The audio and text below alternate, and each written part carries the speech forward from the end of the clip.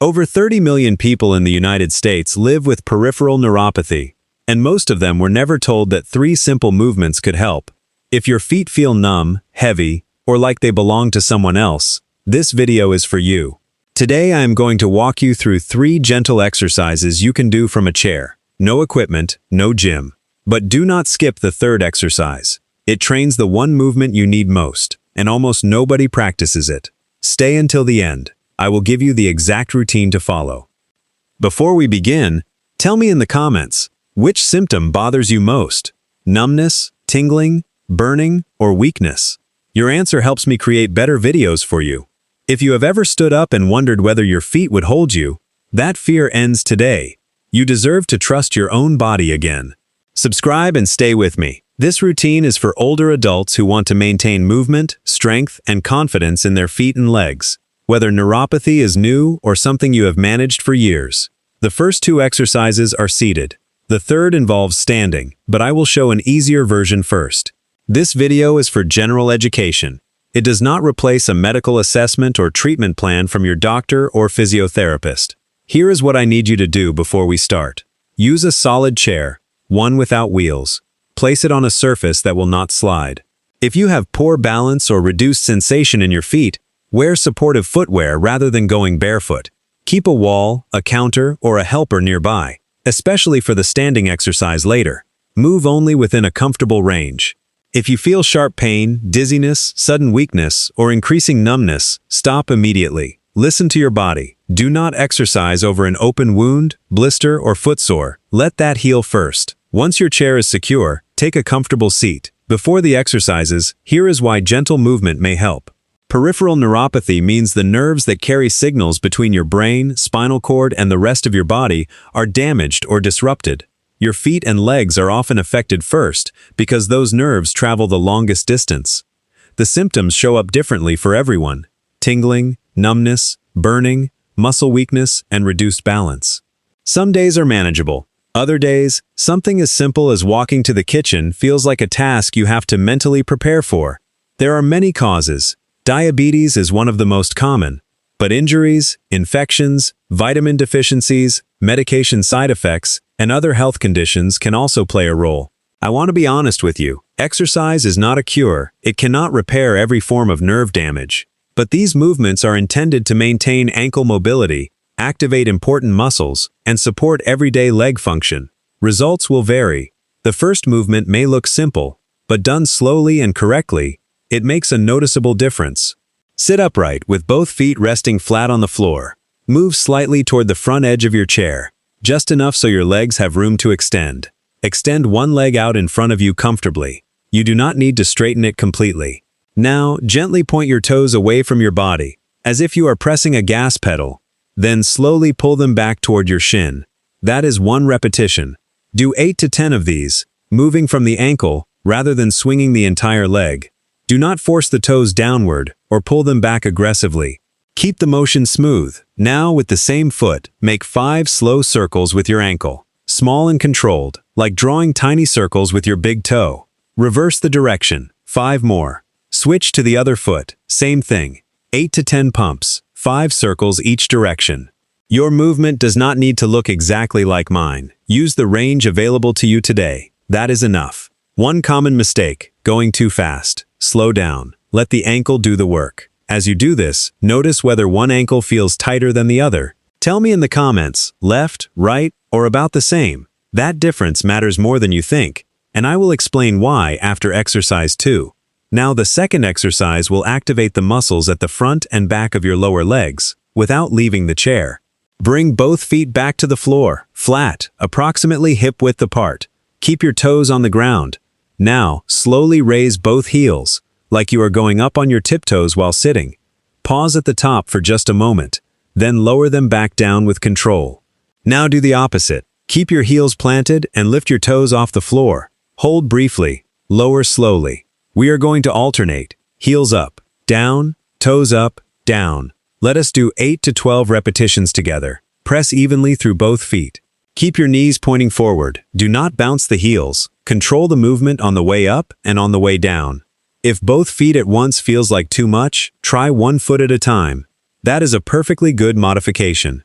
Now, remember when I asked which ankle felt tighter?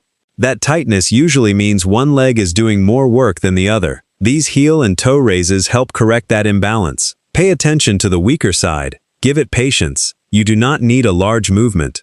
A small, controlled lift is still useful. There is no prize for height.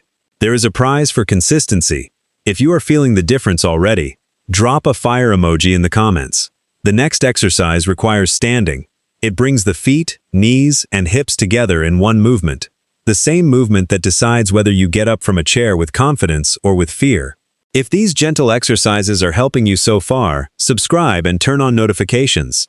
Every week we share simple routines designed to support mobility, balance, and healthy movement after 60. Take one comfortable breath. Place your feet securely on the floor. Let us move to exercise number 3. This is the exercise I mentioned at the beginning, the one nobody practices, but the one that matters most. Think about your day. How many times do you stand up from a chair, a bed, a toilet? Now imagine doing that without grabbing the armrest, without hesitating, without wondering if your legs will hold. That is what this exercise trains. First, make sure your chair is against a wall so it cannot slide backward. If you have significant balance difficulties, stay with the seated exercises unless a healthcare professional has cleared you for standing work. You are still making progress. Let me show you the easier version first. Sit near the front of the chair. Place both feet flat on the floor. Lean your upper body forward slightly. Bring your nose over your toes. Press gently through your feet and lift your hips just slightly from the chair. You do not need to stand all the way up, just lift, then lower back down with control. That version is a great starting point. When you are ready for the full version, here is how it works. Position your feet slightly behind your knees. Lean forward from the hips. Use the chair arms or the seat for support. Using your hands is not cheating. Safety and control come first. Press through your feet and stand up slowly. Pause at the top. Hold a stable surface if needed. To sit back down, bend at the hips and knees. Lower yourself slowly. Do not drop into the chair. Breathe out as you stand. Breathe in as you lower. Stop if you feel dizzy, unstable, or unusually weak. Repeat 3 to 8 times. Even 3 controlled repetitions is a good starting point. Build gradually. You now know all 3 movements. Stay with me so you do not accidentally begin with too much. Here is your beginner routine. Simple enough to remember, effective enough to feel the difference. Start with seated ankle pumps, 8 repetitions per foot. Then ankle circles, 5 in each direction, each foot. Next, seated heel raises, 8 repetitions.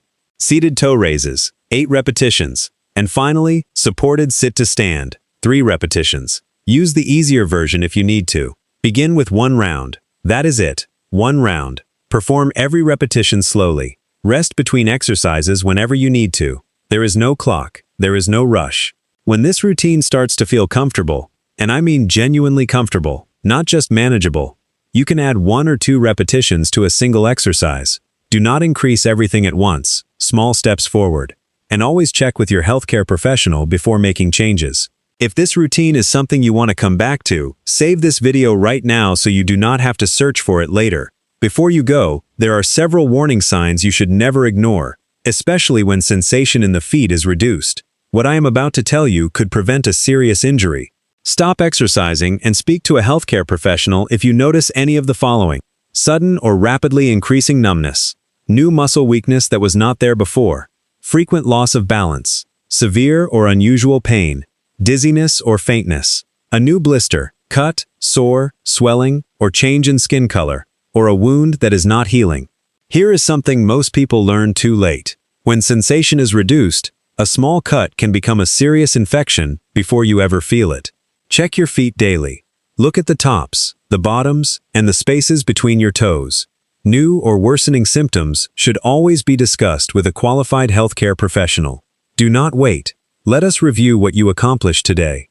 Today, you completed 3 exercises: seated ankle pumps and circles, seated heel and toe raises, supported sit to stand, 3 movements, 1 chair, and a body that just proved it can still show up.